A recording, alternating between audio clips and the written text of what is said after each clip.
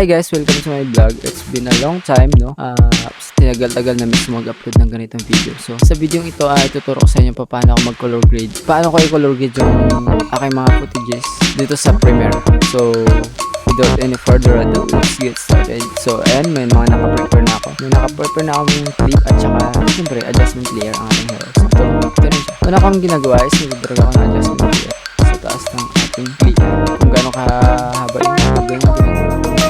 Pagkatapos na, punta ako dito sa geometry color. Pag hindi mo siya nakita, punta sa window. Click mo pagkatapos nun, tinataas ako. Depende kasi sa footage at sa footage mo, parang low contrast. Itong ano kasi yung ginamit ko dito is Fuji X-T200 na may super kit. Pagkatapos nun, tataasan ko yung contrast para lumutang-lutang yung mga details sa likod. Pagkatapos nun, bawa ko yung highlights. Little bit. Then shadow para mabawi natin yung sa highlights. Then, itong whites, bang itong blacks. Then, tapos ibubush yung saturation. Yan siya. Quick before and after. Tapos pa rin ang contrast na. Then, baka na lang shadows. Pwede ko nakadepende yan sa footage nyo. Bawin na sa blocks. Punta yung exposures. Pagkatapos nun, pupunta ako dito sa creative. Naghahanap ako ng ano dito. Pag may bakating LUTs, backup table na lang na bagay sa footage nyo, pwede nyo ilog. So, ang ginagawa ko, pumili ako dito.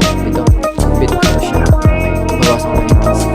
Move cinematic. Pagkatapos nun, pupunta ako sa curves. Okay din siya. Goods na ako dyan. Vibrance, hindi ko natagtawin yan. 80%, 70. Mga 75%. 25 lang. 75. Okay, goods. Tapos pupunta ako sa curves. Gagaling itong RGB curves. I-boost yung exposure. 80%. Okay. Balik ako ulit sa basic picture. Tapos ako na yung shadow. Okay.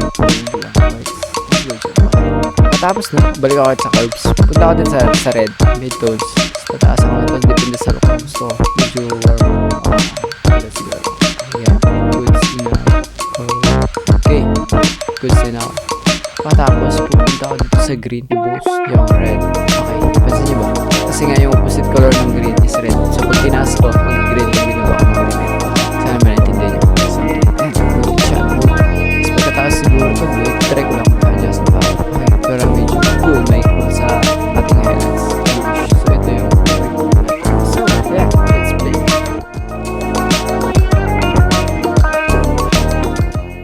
Okay, ano siya? Cinematic loop. Okay, pagkatapos nun, depende sa inyo. Sa akin kasi, dun pa lang, goods na yan. Pero depende sa inyo kung dadagdagan nyo pa. So, try natin dagdagan pa na. Midtones natin. Shadows. Medyo bluish. Okay. Quick before and after. Before and after. Okay. So, ang gagawin natin dito, at pwede na tayo ng isang tricks. Gagawa ko ng isang adjustment layer. Patapos nun, ang gagaling ko is curves lang. Punta ko sa curves. Like, creative curves. Ibubush ko lang yung midtones para mabigyan ng konting brightness ang aking. Ito na siya. Pagkatapos nun, okay, yan na. Ito na yung final result.